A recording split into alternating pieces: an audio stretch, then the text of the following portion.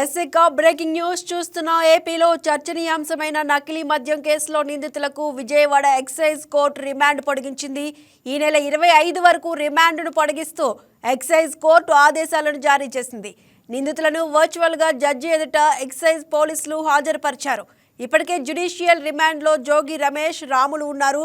అయితే నకిలీ మద్యం తయారీ కేసులో అరెస్ట్ అయిన 11 మంది నిందితులకు ఇటీవల జరిగిన విజయవాడ కోర్టు విచారణలో చుక్కెదురైంది. దీనిపై మరింత సమాచారం మా స్పెషల్ కరెస్పాండెంట్ చందు అందిస్తారు.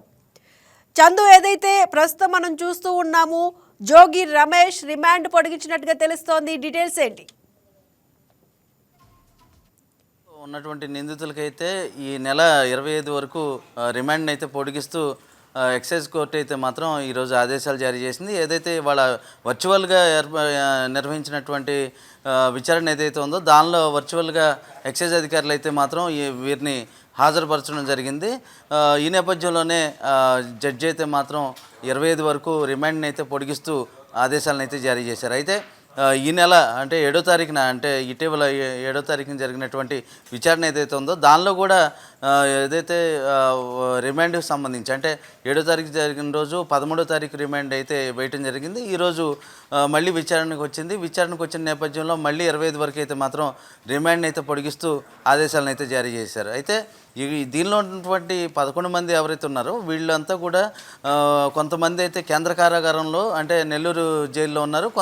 మరికొంతమంది ముగ్గురు ఈ విజయవాడ జైల్లో అయితే ఉన్న పరిస్థితి ఉంది. ప్రధానంగా మనం చూసుకుంటే అక్కడ జనార్దన్ రావుతో పాటు అంటే కేంద్ర కారాగారంలో జనార్దన్ రావుతో పాటు తిరుమల శెట్టి శ్రీనివాసరావు, తర్వాత అంగులూరి వెంకట కళ్యాణ్, నకిరికంటి రవి, తాండ్ర రమేష్ బాబు, షేక్ అల్లాబక్షు, చెక్కా సతీష్ కుమార్ నెల్లూరు కేంద్ర జైల్లో ఉన్నారు.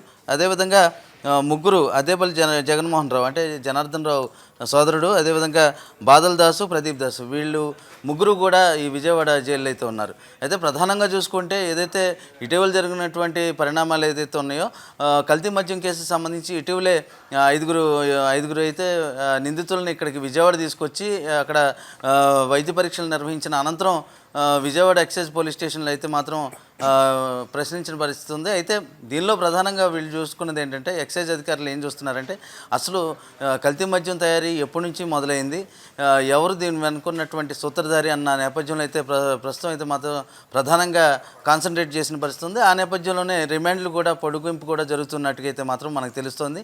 అయితే జ్యుడిషియల్ రిమాండ్ మొత్తంగా చూసుకుంటే 25వ తారీఖు వరకు ఉన్నట్టు ఉందని చెప్పాలి సుష్మా.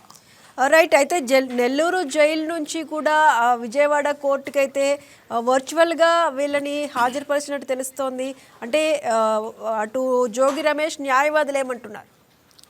అయితే ఇప్పటికే జోగి రమేష్కి సంబంధించి జోగి రమేష్ ఏదైతే దీని మీద అంటే సిట్ విచారణ వద్దు, నాకు సిఐడి విచారణ కావాలని ఏదైతే హైకోర్టులో పిటిషన్ వేసిన నేపథ్యంలో ఇటీవలే దాని మీద కూడా విచారణకైతే హైకోర్టుకి అయితే వచ్చిన పరిస్థితి అయితే ఉంది. అయితే దీని మీద పూర్తి స్థాయిలో అంటే దానికి సంబంధించి మళ్ళీ దాన్ని కూడా వాయిదా వేయటం జరిగింది. ఈ నేపథ్యంలోనే ఇప్పుడు ప్రస్తుతం ఎక్సైజ్ కోర్టులోనూ ఈ వాదనలు జరిగాయి. తదుపరి విచారణ ఏదైతే ఉందో అంటే హైకోర్టులో జరిగేటువంటి విచారణ ఏదైతే ఉందో దానిలో రమేష్ కోరిన విధంగా సిఐడి వేస్తారా లేకపోతే సిట్ అధికారులతోనే జరిపిస్తారా అన్నదైతే మాత్రం ప్రస్తుతం అయితే మీమాంసలో ఉన్న పరిస్థితి అయితే ఉంది. త్వరలో అయితే మాత్రం దీని మీద ఒక అప్డేట్ వచ్చే పరిస్థితి అయితే ఉంది Sushma. Right. Thank you Chand.